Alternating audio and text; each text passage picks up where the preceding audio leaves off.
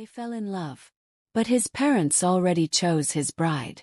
Ariana couldn't sleep. The rain in Itaewon tapped softly against her window, steady and relentless, like Seoul itself refusing to let the night rest. She lay awake in her small apartment, staring at the ceiling, replaying every moment from Busan, the polite smiles, the carefully chosen words, the silence that said more than shouting ever could. One name kept echoing in her mind, heavier each time it returned: Yoon Seo-rin. The woman Min-jae's parents had already chosen. Ariana had known, in theory, that loving a man like Min-jae meant loving him inside a world she didn't fully belong to. She just hadn't realized how quickly that world would rise up and remind her, or how deliberately it would try to replace her.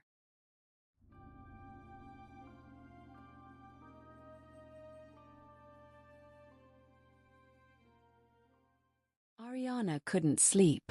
She'd tried, lying in her small apartment in Itaewon, listening to the sounds of the neighborhood filtering through her window, trying to find the same comfort she usually did in Seoul's nighttime symphony. But her mind wouldn't quiet.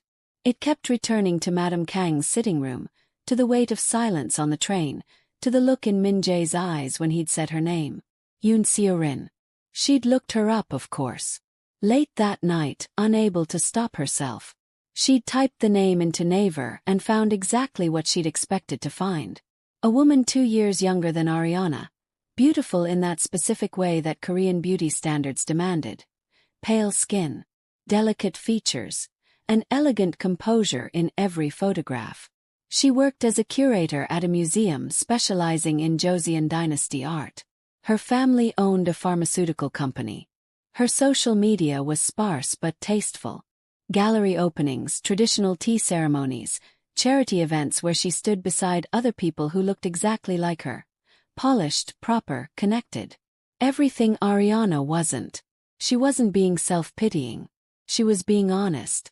Yoon Seo-rin existed in a world Ariana had only ever glimpsed from the outside, a world of inherited wealth and social obligation, where marriages were strategic alliances and love was a pleasant bonus but never the foundation. Ariana had known, intellectually, that Min-jae came from that world. But she'd convinced herself it didn't matter. That love could be enough. That in modern Korea, in cosmopolitan Seoul, two people who chose each other could simply choose. How naive she'd been. The dinner was set for Thursday evening. Min-jae had texted her the address. Not his apartment, but a formal family home in Songbuk-dong, one of Seoul's most prestigious neighborhoods. He'd called twice, but she hadn't answered.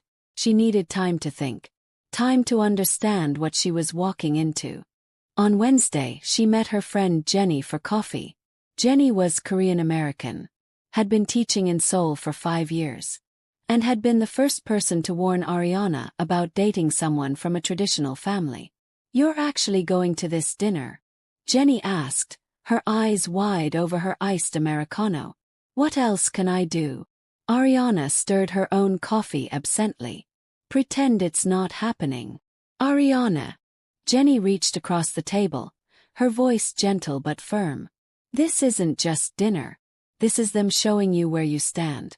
They're not inviting you to welcome you. They're inviting you to intimidate you." "I know. Do you?" Jenny leaned back, studying her friend's face. "Because I've seen this before. Not exactly this, but similar. Korean families like Min-jae's, they don't do direct confrontation. They don't tell you to leave. They just make you so uncomfortable, so aware that you don't belong, that you leave on your own. And if I don't?" Jenny was quiet for a moment. "Then they destroy you politely." Ariana felt something cold settle in her chest. "He says he'll fight for us. I'm sure he means it." Jenny's voice was sad. But meaning it and doing it are different things. Especially when you're fighting your entire family, your entire social structure, your entire sense of who you are. "So what, I should just give up? Walk away?" "I'm not saying that. I'm just saying, go into this with your eyes open. Don't expect him to become someone he's not. Don't expect them to suddenly accept you. And don't She paused, choosing her words carefully. Don't sacrifice yourself hoping they'll see your worth. They already decided you don't fit. Nothing you do at this dinner will change that. Ariana went home that evening and stood in front of her closet for a long time. What did you wear to meet your boyfriend's family and the woman they'd chosen to replace you? In the end, she chose a simple black dress, elegant and understated. Armor again. Always armor. Min-jae picked her up at 6. He looked drawn, exhausted, like he hadn't slept either. When he kissed her hello, it felt like an apology. Are you okay? He asked. No, she said honestly. But I'm here. The drive to Songbuk-dong took 20 minutes through evening traffic. The neighborhood was quiet, wealthy, lined with walls that hid houses from casual view. Min-jae pulled up to a gate that opened automatically, revealing a traditional hanok that had been meticulously modernized, ancient architecture meeting contemporary luxury. This is where you grew up? Ariana asked, staring at the house. Summers and weekends, Min-jae said. We had an apartment in Gangnam during the school year. But this is home. To my parents, anyway. They walked to the door together. Min-jae's hand was warm in hers. But she could feel the tremor in his fingers. Madame Kang opened the door herself this time. She was dressed in a deep purple hanbok, her hair styled elegantly. Min-jae. Ariana. Please come in. The interior was stunning. Traditional wood and stone combined with modern heating and lighting, art that Ariana recognized as valuable even with her limited knowledge, furniture that looked simultaneously ancient and immaculate. Everything was precise. Everything was perfect. Everything was a statement. Father is in the sitting room, Madame Kang said, leading them through the house. And Seo-rin is already here. She brought flowers from her mother's garden. Such a thoughtful girl. Ariana felt Min-jae's hand tighten around hers. They entered a large sitting room with floor-to-ceiling windows overlooking a garden lit with subtle lanterns. A man who could only be Min-jae's father stood near the windows. Tall, austere. His face carved with the kind of authority that came from generations of wielding it. And beside him, seated gracefully on a cream-colored sofa, was Yoon Seo-rin. She was even more beautiful in person. That was Ariana's first thought, and she hated herself for it. Seo-rin wore a soft pink blouse and cream slacks, her hair falling in perfect waves past her shoulders, her smile polite and genuinely warm as she stood to greet them. Min-jae, she said, her voice melodious. Then, turning to Ariana with what seemed like actual friendliness. You must be Ariana. Min-jae has mentioned you. Has he? Ariana thought. And what did he say? It's nice to meet you, Ariana said, shaking Seo-rin's offered hand. The other woman's grip was gentle, her skin cool and soft. Ariana, Mr. Kang said, offering a brief nod. His English was more accented than his wife's, but equally correct. Welcome.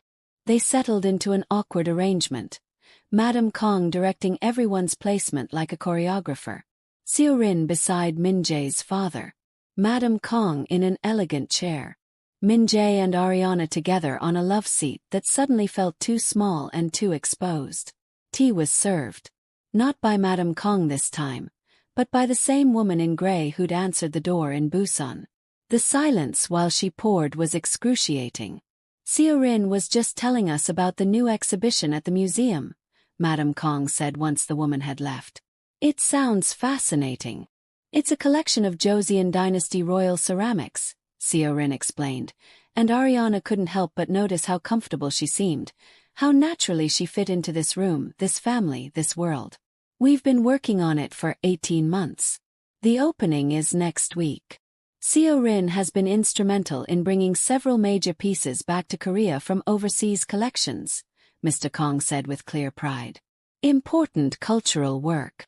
It's meaningful to me, Seo-rin said modestly. Preserving our heritage feels like honoring those who came before us. The conversation continued in this vein. Seo-rin's work, the museum, traditional arts, cultural preservation. Ariana tried to participate, tried to ask intelligent questions, but she felt increasingly like a spectator at a play where everyone else knew their lines. "And what about you, Ariana?" Mr. Kang asked suddenly. "Min-jae says you teach English." "Yes. At a private academy in Gangnam." "How long do you plan to stay in Korea?" The question landed like a stone. "I haven't decided," Ariana said carefully. "My contract renews annually." "Ah, annual contracts." Mr. Kang nodded thoughtfully. "Flexible. Practical for someone still exploring." "Father," Min-jae started, but his father held up a hand. "It's an honest question, Min-jae. One must plan for the future." "Some of us are building futures here," Ariana said quietly. "Not just exploring." Madame Kang's smile was thin. "Course. Though building requires certain foundations. Shared language, shared culture, shared understanding of how things work. Don't you find it difficult sometimes being so far from home?" "Seoul is my home now." "But is it? Can it truly be?" Madame Kang's voice was soft, almost sympathetic. "I don't mean to be cruel, dear. But surely you've noticed that some differences can't be overcome simply by wanting them to be. Korea is very particular, especially for families like ours, where tradition isn't just preference but obligation." "Mother," Min-jae said, his voice strained. "Ariana understands." "Does she?" Mr. Kang interrupted. "Because I'm not certain we've been clear enough. Min-jae has responsibilities. To this family. To our business. To expectations that were established long before he was born." "I know about expectations," Ariana said, feeling heat rise in her chest. "I also know about choice." "Choice?" Mr. Kang repeated the word like it was foreign. "Yes, we all make choices. But some choices carry consequences beyond ourselves. When you choose to be with someone like Min-jae, you're not simply choosing a man. You're choosing a life that comes with requirements. Requirements I'm not certain you're prepared to meet." "And I am." Seo-rin's voice was quiet, but everyone turned to look at her. She was staring at her hands, her composure finally cracking. "I'm sorry. I don't mean to interrupt. But..." She looked up, and Ariana saw something unexpected in her eyes. "Sympathy. This isn't fair. To any of us." "Seo-rin," Madame Kang began, but the younger woman shook her head. "No. I'm sorry, Mrs. Kang, but it's not. You've asked me here to..." "To what?" "To prove something. To show Ariana that I'm the right choice." Her voice trembled slightly. "But you never asked me if this is what I want. You never asked Min-jae. You're treating us all like pieces on a game board." The silence that followed was absolute. Mr. Kang's face had gone rigid. Madame Kang's carefully maintained composure showed its first crack. "Seo-rin," Mr. Kang said coldly. "You're upset. Perhaps it's best if..." "I'm not upset. I'm honest." Seo-rin stood, her hands clasped tightly together. "I've known Min-jae since we were children. He's kind and gentle, and he's never once looked at me the way he looks at Ariana. And you know what? I'm glad. Because I don't want to marry someone who's in love with someone else. I don't want to build a life on duty while someone's heart breaks." She turned to Ariana, her eyes shining. "I'm sorry. I'm sorry you're here. I'm sorry they're doing this. And I'm sorry that in this world we live in, people like them," she gestured at Mr. and Mrs. Kang, "still think they can decide who their children love." Seo-rin grabbed her purse and walked out. The sound of the front door closing echoed through the house. Madame Kang stood slowly, her face pale with fury. "Min-jae, follow her. Apologize. Fix this. Mother. Now." Ariana watched Min-jae's internal struggle play out across his face. The son versus the man. Duty versus will. And then he stood, glanced once at Ariana, helpless, apologetic, breaking, and walked out of the room. Ariana sat alone with Min-jae's parents. The silence was vicious. "Well," Mr. Kang finally said. "That was unfortunate." "This changes nothing," Madame Kang said, her voice ice. "Seo-rin will calm down. Her family will understand. These things take time. These things.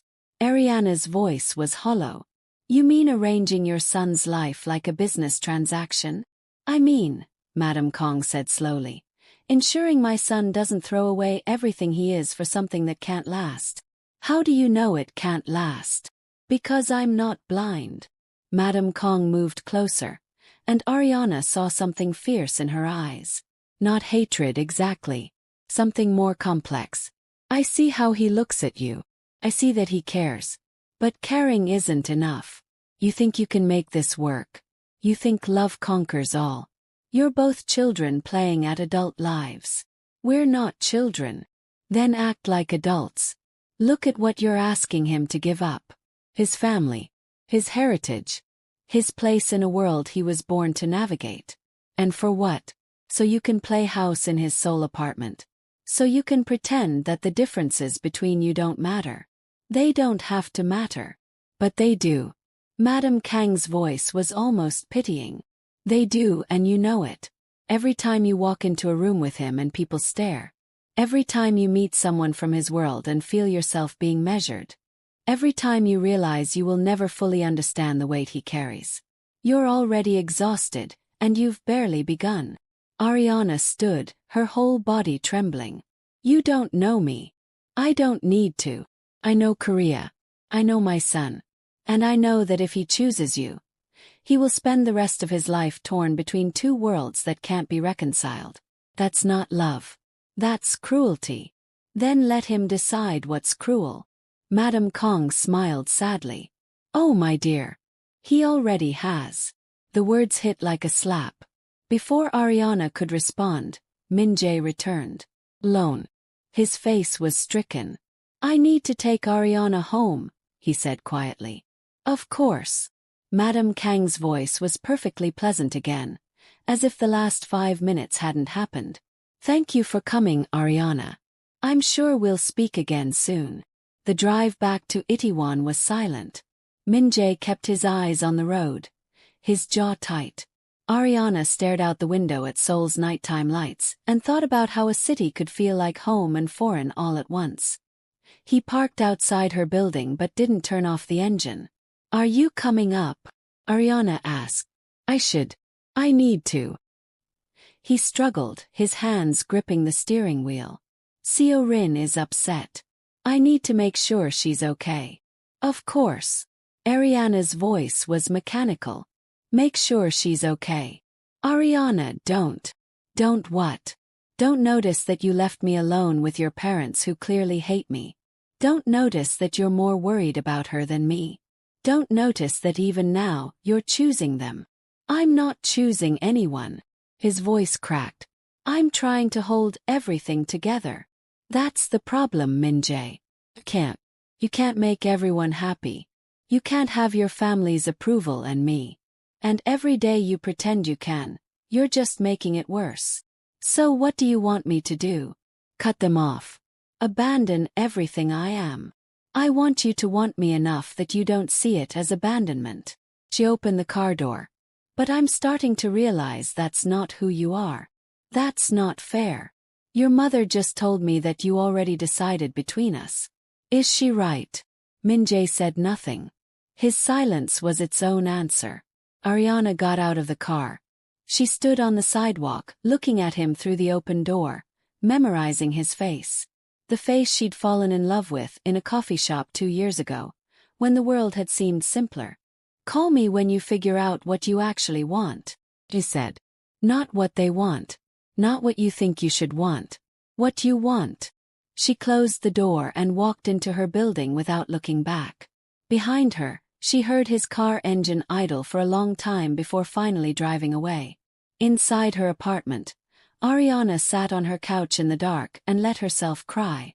Not because it was over, it wasn't, not yet. But because she could see the end approaching like a storm on the horizon, inevitable and devastating. Her phone buzzed. A message from an unknown number. This is Yoon Seo-rin. I got your number from Min-jae's phone. I'm sorry about tonight. I'm sorry about all of it. You deserve better than this. We both do. And then, a moment later. His mother called me after you left. She wants to meet tomorrow. She says she has a proposal. Something that will resolve the situation efficiently. I thought you should know. Ariana stared at the messages until the screen went dark. Proposal. To resolve the situation. As if love were a problem to be managed, a complication to be eliminated. She wondered what price Madame Kang would put on her disappearance. What offer she make that would be framed as generous, practical, mutually beneficial. And she wondered, with a feeling of vertigo that made her stomach drop, what price she would accept. 'Cause Jenny was right. She was exhausted. And the storm was just beginning.